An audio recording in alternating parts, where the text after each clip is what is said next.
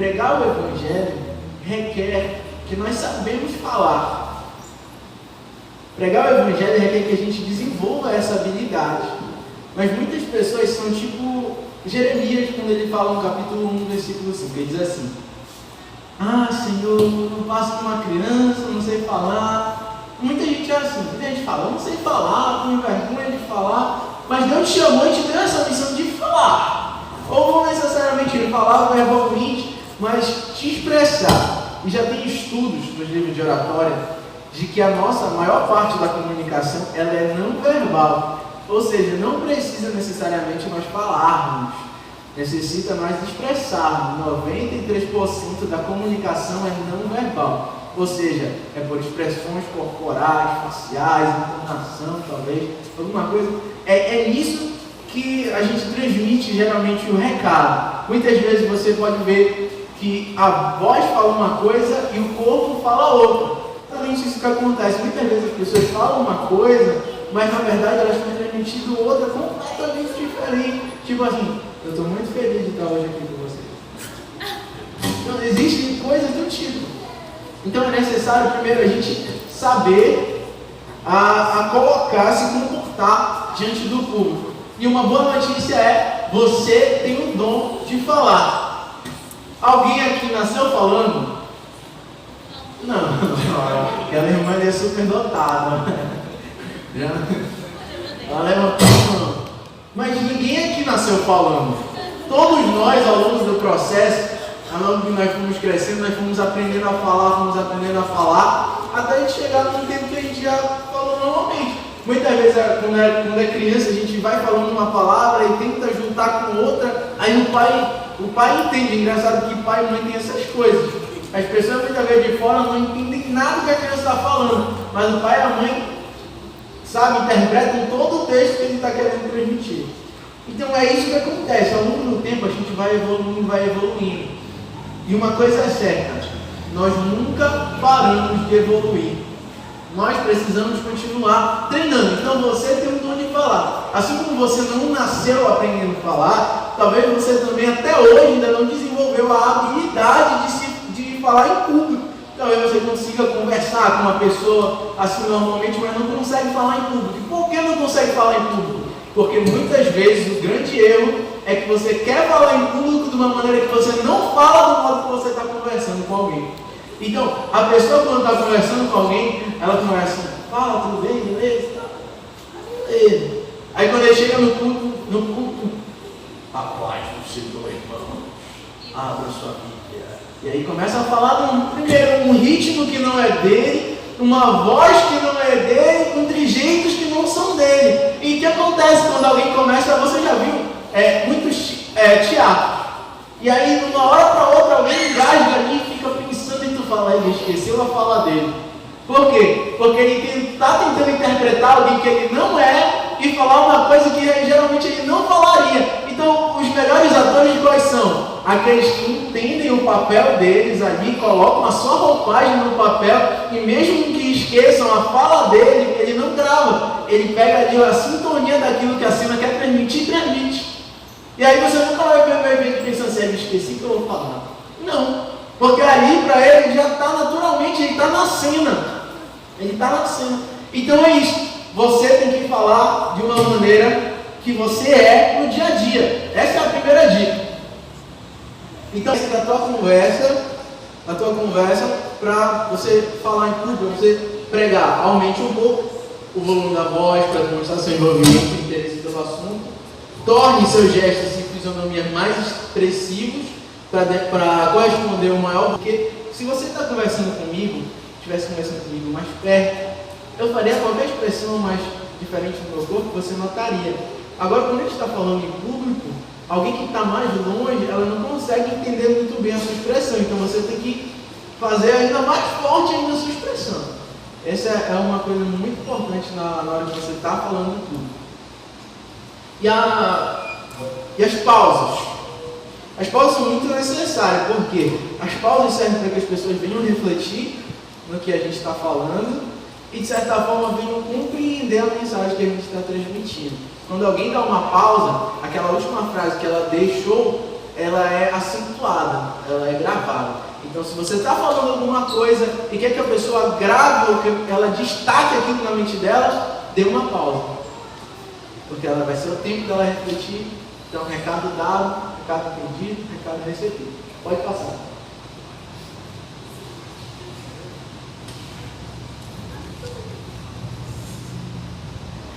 Como surge o medo de falar em público? O que é o medo? Eu coloquei uma frase que é de um autor espanhol, que fala que o medo é um gigante negro cujos tentáculos escravizam a vontade, limitam a criatividade, interrompem o desenvolvimento e o despertar das potencialidades. Poeta, né? Então, o medo, muitas vezes, nos neutraliza, faz com que nós não consigamos desenvolver a habilidade que nós temos. E como é que ele surge? Geralmente ele surge de um trauma. O medo surge de um trauma. Quando eu era criança, eu lembro que uma vez eu estava com muita fome e eu fui lá na cozinha. Peguei um leite, peguei um açúcar. Eu fiz uma mistura lá, irmãos, pensando que eu estava fazendo leite. Porque eu vi a mamãe fazendo leite, o leite deve ser bem fácil. E eu peguei e fui fazendo. Quando eu tomei, irmão, leite, eu não consegui engolir aquilo. Estava muito ruim. Muito ruim. E sabe o que aconteceu? Depois desse dia, eu passei um longo tempo sem tomar leite. Por causa daquela experiência que eu tive. Uma outra vez, eu saí para lanchar e eu ainda era bem novo. E alguém falou, olha, tem pimenta aí para ti. Se quiser colocar. Eu, curioso, como toda criança achei de colocar pimenta. Mas eu coloquei a pimenta, dei uma mordida. Depois de eu morder isso aí, não comi mais o lanche. Corri para casa, para a torneira, corri um caminho bem grande, de casa de onde era o lanche. E corri, cheguei lá em casa, cheguei na torneira, fiquei jogando água na boca para sair aquilo. E olha, até hoje já faz o que? Isso aí, uns 10 anos. Já faz uns 10 ou mais anos eu nunca mais comi pimenta, não sei se come ou toma pimenta, né? Então nunca mais eu quis experimentar, por causa dessa experiência que eu tive. Por que as pessoas têm medo de falar em público? Porque muitas vezes elas passaram por alguma coisa que traumatizou ela e fez com que ela tivesse medo. Então, talvez você um dia teve a experiência de falar na frente das pessoas na escola. Aí você falou alguma coisa errada, todo mundo apontou o dedo para ti e começou a rir. Depois começaram a mandar no WhatsApp te avacalhando lá e falando tudo. Aí pronto, já serviu isso aí para te nunca mais querer falar. Então tu foi querer falar, quando viu, deu um branco. Aí, depois desse dia tu viu que passou vergonha na frente de todo mundo ali, não quis mais voltar para falar. Ou você foi falar e se engatou numa palavra e começou a gaguejar e todo mundo te enganou. Então, foi feita uma pesquisa nos Estados Unidos de que as pessoas têm mais medo de falar em público do que da morte. Ou seja, é mesmo que dizer assim, eu quero falar em público, não, prefiro morrer. Tem muitas pessoas que têm mais medo de falar em público do que da morte. Talvez isso não seja muito presente na igreja, mas isso é uma pesquisa geral. Por que na igreja talvez seja menos? Porque nós somos habituados a estar no meio onde, notoriamente, nós geralmente estamos na frente. Quando a pessoa não está na frente sozinha, geralmente ela vai com o coral, ou vai com o coordenador, e fala, o mundo tempo vai deixando, até que ele consegue se desenvolver. Então, o medo de falar em público tem isso aí. E é um mecanismo de defesa. Por quê um mecanismo de defesa? Porque a pessoa pensa assim, eu estou em perigo, minha credibilidade está ameaçada, eu posso passar vergonha, melhor eu não ir. Então o medo, ele não é algo ruim, é um mecanismo de defesa. O problema é que nós não podemos deixar esse mecanismo de defesa nos neutralizar, fazer com que nós paremos de todas as formas de seguir em frente.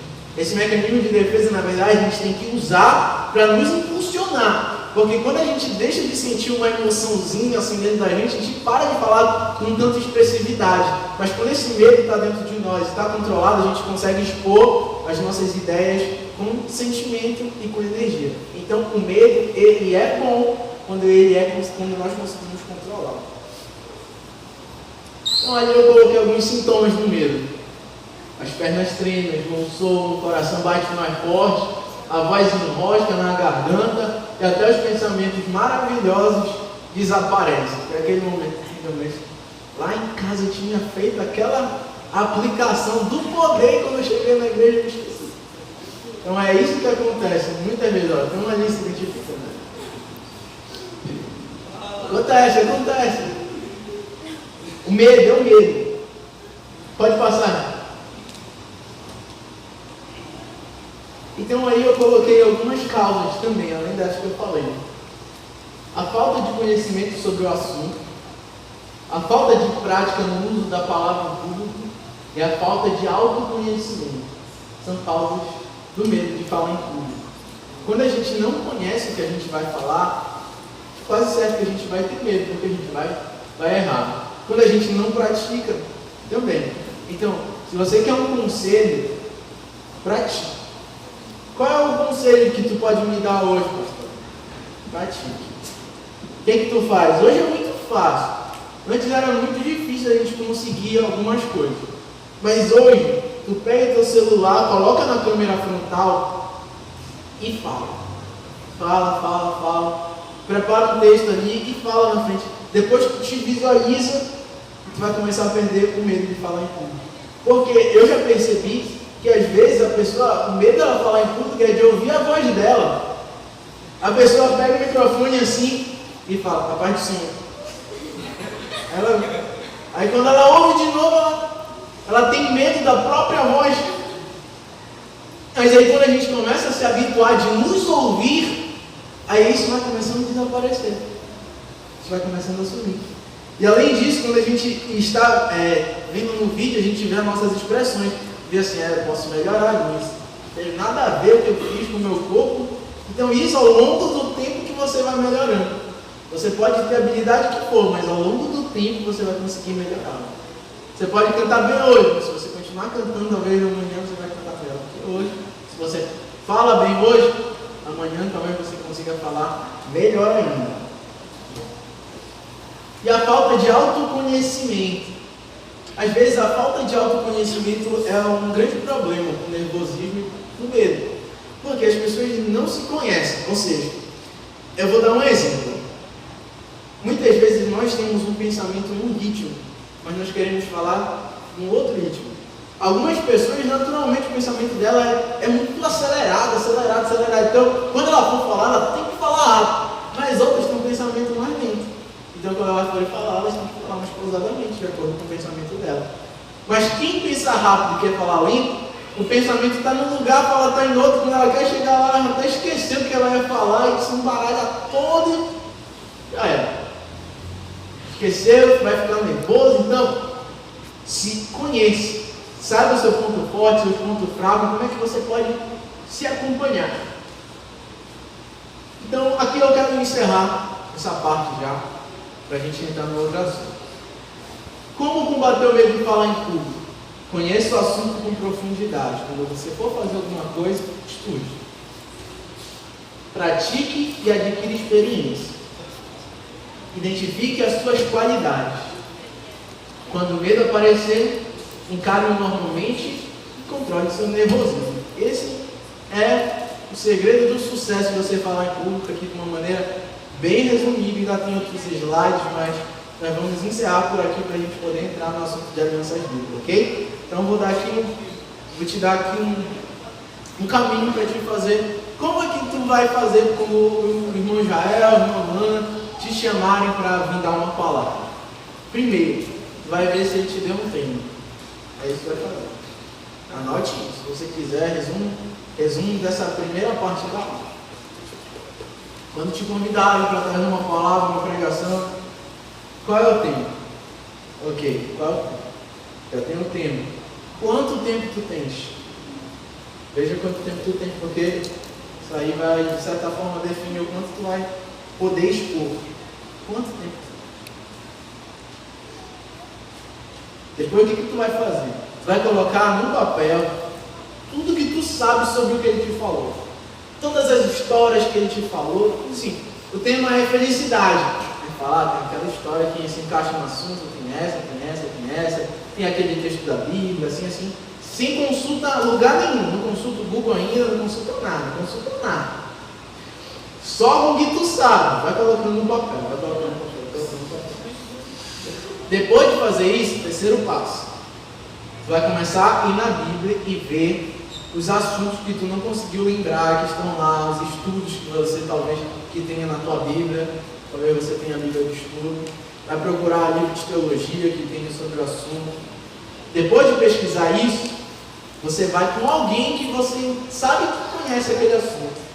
Por exemplo, tu está falando de emoção, aí tem aqui na igreja, por exemplo, alguém que seja psicólogo, com certeza vai entender bem do assunto. Aí tu vai com ela, mas o que pode me falar sobre isso? Já vai com uma pergunta preparada para te entender. Ok? Depois que fizer isso, aí sim, tu divide, pega tudo que tu fez, que é a chuva de ideias, ou brainstorm em inglês, e coloca no papel, sistematiza isso, divide em 3 tópicos ou em 4, dependendo do tempo que te derem também. Depois que você fizer isso, você vai analisar que tipo de pessoas vão estar te ouvindo. É um caminho meio longo, né? Que tipo de pessoas vão estar te ouvindo? Você prepara sua mente para falar de uma maneira de acordo com o que eles vão te entender. Porque se te convidarem para pregar no culto de criança, tu não pode falar no culto de criança como você falaria no culto de jovens. Da mesma forma, você não pode falar no culto de jovens como se você fosse falar no culto de criança. E aí, transmita a mensagem no tempo que te der. Amém?